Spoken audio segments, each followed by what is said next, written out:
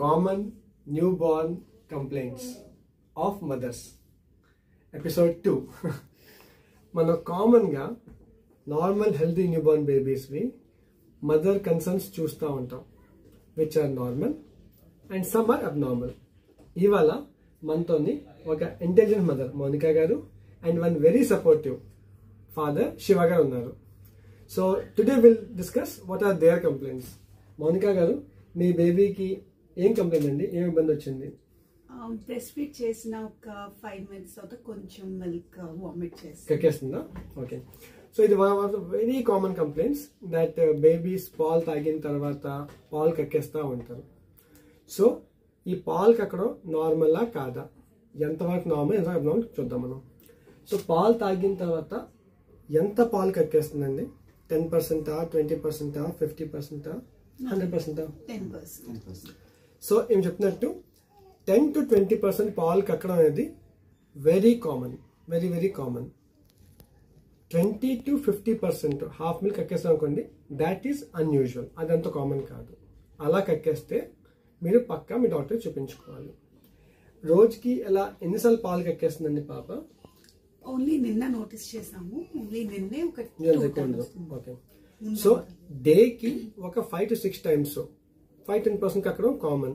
కానీ ప్రతి ఫీడ్కి 20% ఎక్కువ కక్కేస్తుంది అనుకోండి, మోర్ దెన్ 50% కక్కేస్తే అది unusual. You have to go to your doctor.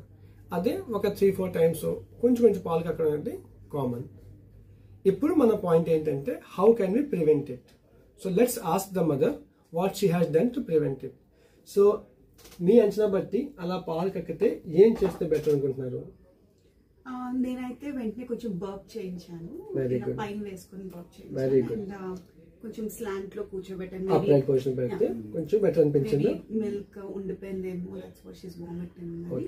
So burping చేసినప్పుడల్లా మీరు ప్రతి ఫీడింగ్ చేస్తున్నారా, అప్పుడప్పుడు చేస్తుంటారా బర్పింగ్? ఎవ్రీ ఫీడ్ చేస్తారు బర్పింగ్. బర్పింగ్ ఎంతసేపు చేస్తుంటారు? 20 to 30 minutes. Very good. So burping మీరే చేస్తారా, మీరే హెల్ప్ చేస్తుంటారా శివ గారు? ఫాదర్ హెల్ప్ చేస్తుంటారా? Very good. So this is what I call intelligent mother and supportive parents, supportive father.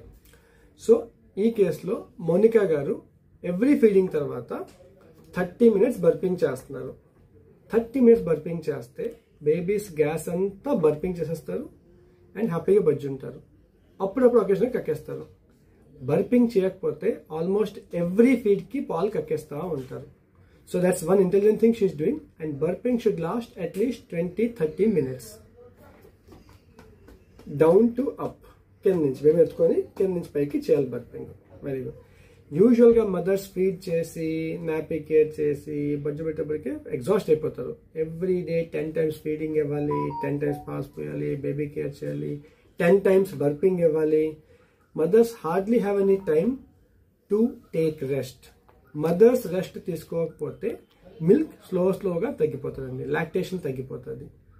మదర్స్కి rest absolutely important. Mothers rest తీసుకోవాలి అంటే ఇంట్లో అందరు ఫ్యామిలీ మెంబర్స్ సపోర్ట్ చేయాలి. We're happy that a very supportive father Shiva garu మదర్ని feeding ఇచ్చిన తర్వాత rest ఇస్తుంటారు. ఆయన బర్పింగ్ కానీ బేబీ కేర్ కానీ సపోర్ట్ చేస్తుంటారు. So I request every parent that every family member around a mother to support mother. So as we discussed, burping చేస్తే regular చేస్తూ ఉంటే అంత పాలు కక్కదండి. And once or twice or thrice in a day కొంచెం కొంచెం కక్కినా కంగారు పడకూడదు. కక్కినప్పుడు బేబీని అప్రైట్ పొజిషన్ పెట్టడం ఈజ్ అ నైస్ థింగ్. మళ్ళీ బర్ప్ చేయడం is again a good thing. ఇలా కక్కినప్పుడు ఒక 10 నిమిషాలు గ్యాప్ ఇవ్వాలండి నెక్స్ట్ ఫీడింగ్ కి. బర్పింగ్ చేసి మళ్ళీ నెక్స్ట్ ఫీడింగ్ అవసరం పడితే మీరు కొంచెం గ్యాప్ ఇచ్చి బర్పింగ్ ఇవ్వచ్చు. Okay. So second most common question parents ask is, పిల్లలు ఫీడ్ చేస్తూ 5 minutes కి పడుకుపోతూ ఉంటారు. సో మౌనికా వాళ్ళ బేబీ 15 days ఇవాళ. 15 days యూజువల్గా after 1 week we call it on demand feed. Baby ఎప్పుడు లెగిస్తే, ఎంతసేపు లెగిస్తే, ఎన్నిసార్లు లెగిస్తే బేబీ ఇష్టమే. We don't tell baby how much time to wake up. Okay. So we'll complaint ఏంటంటే ఫ్రీక్వెంట్గా 5 minutes పడుకుపోతూ ఉంటారు.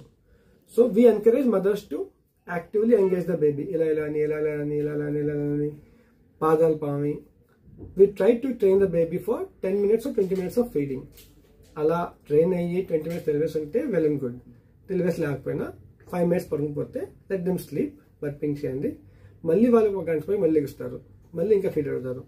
They will keep feeding until you get emptiness of breast feeding. Breast మీకు మదర్ మిల్క్ ఎంప్టీ అయిపోయిన ఫీలింగ్ వస్తుంది మీకు. అప్పుడు వరకు మనం ఫీడింగ్ ఇవ్వచ్చండి, నో ప్రాబ్లం. యూజువల్గా 20 minutes వన్ సైడ్ ఫీడ్ తీసుకుంటే కంప్లీట్గా బ్రెస్ట్ ఎంప్టీ అయిపోతాయండి. దాని తర్వాత నెక్స్ట్ సెషన్కి ఇంకో వైపు ఫీడింగ్ ఇవ్వాలి. వీళ్ళకి కామన్ న్యూ బోర్న్ కంప్లైంట్స్ లో ఇంకో 2 questions ఉన్నాయి. సో చెప్పండి శివ గారు, what is your concern with the baby? ఒక లాస్ట్ 2 days నుంచి ఆఫ్టర్ ఎవ్రీ ఫీడ్ పూప్ అనేది చాలా చిన్నగా అవుతుంది. ఎక్కువ సార్లు అవుతుందా? ఎక్కువ సార్లు అవుతుంది. ఓకే.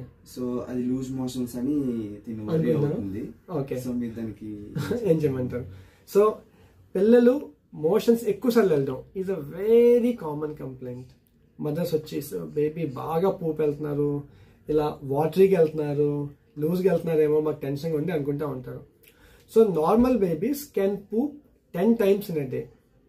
కొన్నిసార్లు అయితే పాలు తాగగానే మోషన్ వెళ్ళేస్తారు, కొన్నిసార్లు పాలు తాగిన అరగంటకి మోషన్ వెళ్తారు, కొన్నిసార్లు కొంచెం వెళ్తారు, కొన్నిసార్లు ఎక్కువసార్లు 10 సార్లు వెళ్తారు. సో డేకి ఒక 10 times poop in any consistency is all right. So మనం ఎప్పుడు వరీ అవ్వాలి అంటే బేబీ పూప్ చేసిన తర్వాత కూడా క్రాంకీగా ఉంటుందా లేకపోతే హ్యాపీగా పడుకుంటుందా? పడుకుంటుంది. సో ఎప్పుడైతే మోషన్ వెళ్ళినప్పుడల్లా మోషన్ వెళ్ళిన తర్వాత బాగా క్రాంకీ అయిపోతారో, పూప్కి మధ్యలో అన్రెస్ట్గా ఇబ్బందిగా ఉంటారో, you have to meet your doctor.